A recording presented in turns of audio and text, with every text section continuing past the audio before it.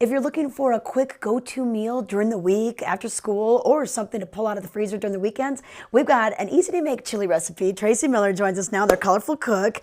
And Tracy, you're going to show us how it's done. Okay, this is super easy. And first of all, hi, Trisha. Hi. Thanks for coming over today. I love chili, especially as it starts to get a little chilly outside, because you can make a huge batch and freeze half of it, and then you can just kind of eat it like for a whole week if you want to. So one of the key things when you're making chili is to have your spice mix. Everybody kind of has their own, but what I do is I make a huge bunch of spice mix and put it in this jar because you want to season your chili throughout cooking it. Okay. So the first thing we're going to do is get our meat. And I love meat and beans in my chili, and of course a ton of veggies. So we've got sausage. Yes, like Jimmy Dean breakfast sausage. We're going to start with that. And we also have ground turkey and ground beef. So about 16 ounces of each of those. And what I do is I start with the sausage in the pan. It just has such a flavorful fat that if you start with that, then everything is going to really have that good flavor. So sear it up in your pan so you get all those brown marks on the bottom. Those really mean flavor.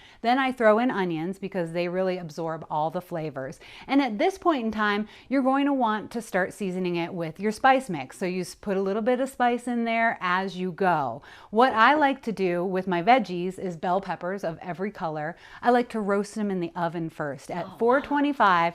When you roast vegetables, it's so simple. You just put a little bit of olive oil on it and a little bit of salt. Chop them up nice and small and put them in the oven for about 10 minutes. It just caramelizes them and brings out their natural flavor, and it tastes so good and it's so pretty in the chili. Yeah, it definitely is. And you want to make sure everything's cut about the same, you know, so they all kind of cook at the same. Right, and I kind of go for like the size of the beans, make it kind of the same right there. So mix your spice mixture, have it in your jar. Do not be shy. Use this whole thing when you're done with your chili, and then you can just kind of cook it for as long as you want. All right, real quick, your beans, are you using the ones from the bag? Or No. you're soaking them all day? No, I'm not. I use them from the can, and if they're not the chili beans that I like the sauce that they're in, if they're just plain beans, I rinse them really well with water because that reduces a lot of sodium, so you get the natural flavor. And add those at the very end, like an hour before you're going to eat them. And if you're going to freeze your chili, don't add beans to the frozen part. Okay. All right, pro moves from the pro,